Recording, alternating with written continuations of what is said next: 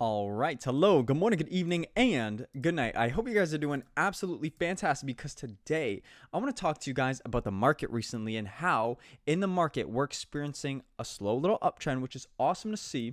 And I want to talk to you guys about how this uptrend is producing millionaires. Kind of. Okay, look, I'm not a millionaire, straight up. Account balance is at the highest it's ever been.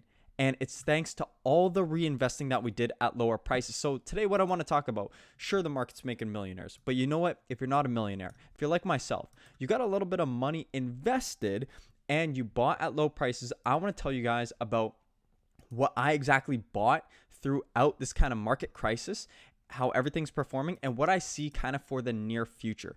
It's a very exciting time.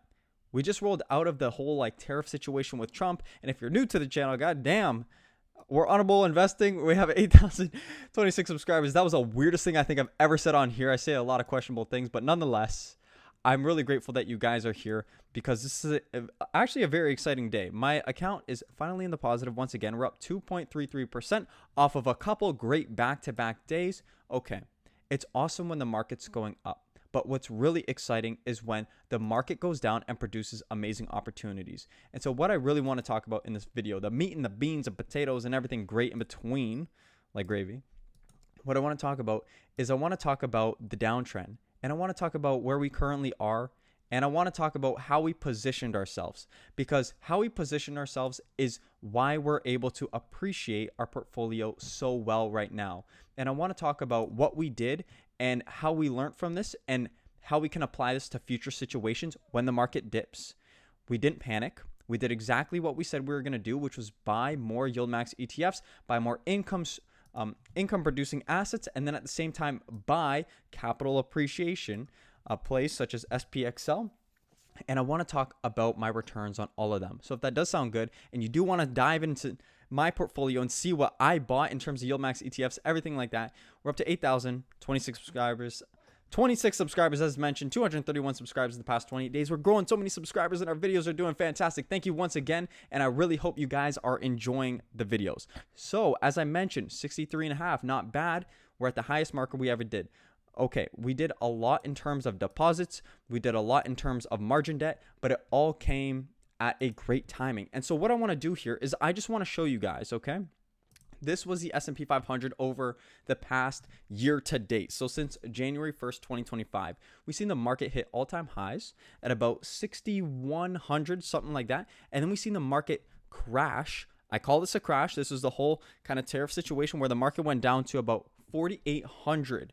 If we look at a longer time horizon here, you can see it's a pretty significant crash. And when we zoom all the way out, you can see that these crashes are generally followed by uptrends. You have the 2000, which was a proper crash, which took about 3 years to recover. Then you had 2008, which took about 3 years to start recovering. But recently, we've seen a little bit of a crash. I want to say a correction in 2015. We've seen a crash in 2020. We've seen a little bit of a crash/correction in 2022. And now we've seen one at the start of 2025. And notice what has happened between all of these crashes. There has been a rebound, which has trended higher and higher. And as you can see, as we go along with time, we are moving faster and faster to the upside as money compounds. Of course, our inflation rates compound. And so I do believe this current time period that we're in is going to follow through with a potential uptrend and continue all-time highs. Potentially. I think we're kind of out of the whole tariff situation and the market scare. I think certainty's back to the market, and that's the good news. But why am I talking about all this? It's because the crash happened, and really the bottom day was roughly about 2025, January, February, March, April 4th. April 4th. So as the market was trending down, as you're seeing lows, as you're seeing a lot of uncertainty, this is what we were doing in our portfolio. We were doing a lot of buying. And it's true. We did do a lot of buying prior. So you could see here, okay, we bought on, this is March 10th, a little bit, March 19th, March 25th. The buys are a bit inconsistent. But what you see here is as soon as we hit April, we see this April 3rd, I started to buy as we hit lows. And I didn't buy super aggressively, but I was buying every single day. You see 25, 22, 38, 18, 10. This is all within the same day. All these buys right here, if I can go up, Oh, whoops, pardon me. All these buys that happened here were on the 4th of April. All these buys here were on the 10th of April. As I'm averaging in, seeing I have 28 shares of CN.DU, which is a Canadian 2x bull on the TSX. Cool. Why am I sharing this? It's just because I'm showing you guys everything that we did. I bought a little IPO, which was hit. Then I started to buy SPXL, and I bought it down here at $109. The reason I'm showing you guys that is because we were buying when the market was down, and we were buying as aggressively as possible. We were buying a couple more shares throughout. You could see here, this is April now 14th, as the market is slowly starting to kind of have a bit of a bounce back. This is April 14th, roughly about here. As you can see, we're kind of timing that new peak at April 14th, and 15th, 16th, we were buying every single day a little bit. We took a little bit off until the 24th. Let's see what happened on the 24th. So markets went down. The 24th is when we started to appreciate once again within the market. And this was kind of at the point where we're like, okay, are we going down for another because we're reaching the previous peak, or are we going to push through?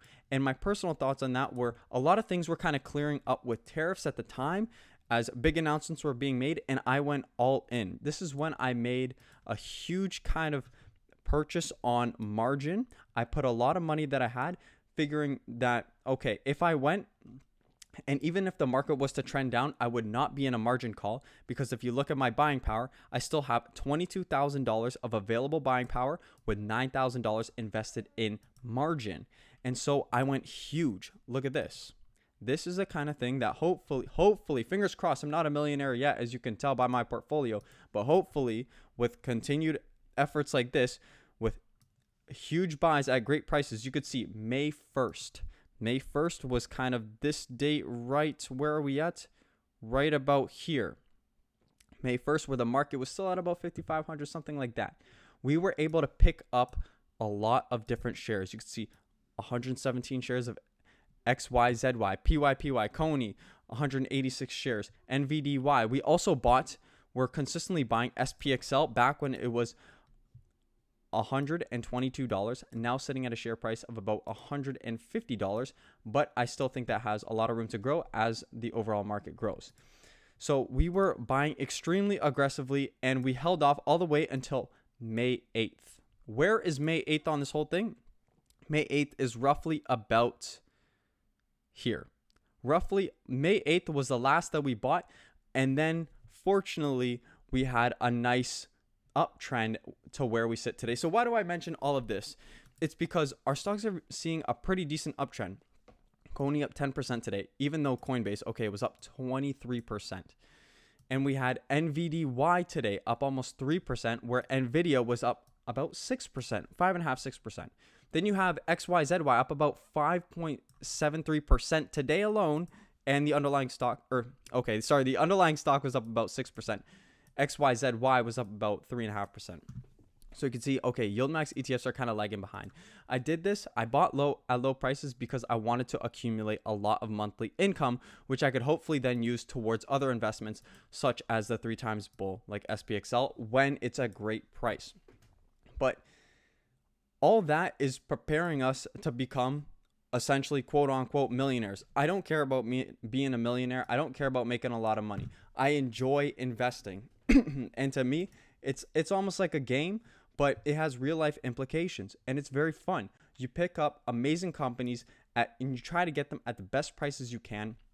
And in all of this, you're trying to avoid your own inner thoughts and your inner stresses about what the market is telling you.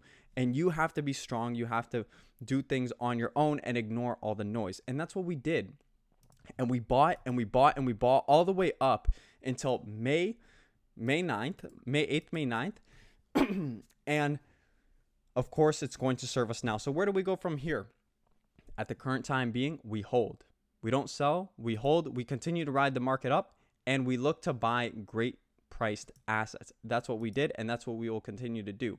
But I just wanted to show you guys the kind of benefits it was to remain strong during the current downturn, what places I actually bought at, and now that we're seeing a rise in the market, hopefully those previous buys will serve us extremely well. So I hope you guys did enjoy this video. I hope it was a little bit, it just kind of got your bells and whistles turning a little bit about how it's important to stay grounded, how it's important to pick up great companies and great shares at great prices and keep your eyes open for any kind of downturns. But of course, if things went south with the whole tariff war, we could have had a whole multitude of problems. So fortunately, everything for the current time being seems to be okay. Of course, you never know what's going to happen. You always want to prepare for the downside. And in preparing for the downside, you hopefully pick up some amazing shares at some great prices. So if that does sound good, you guys do want to stick around. We're up to 8,026 subscribers. Let's get that up. Let's keep it going. We're looking to get 5 digits. So if you are interested in anything high yielding or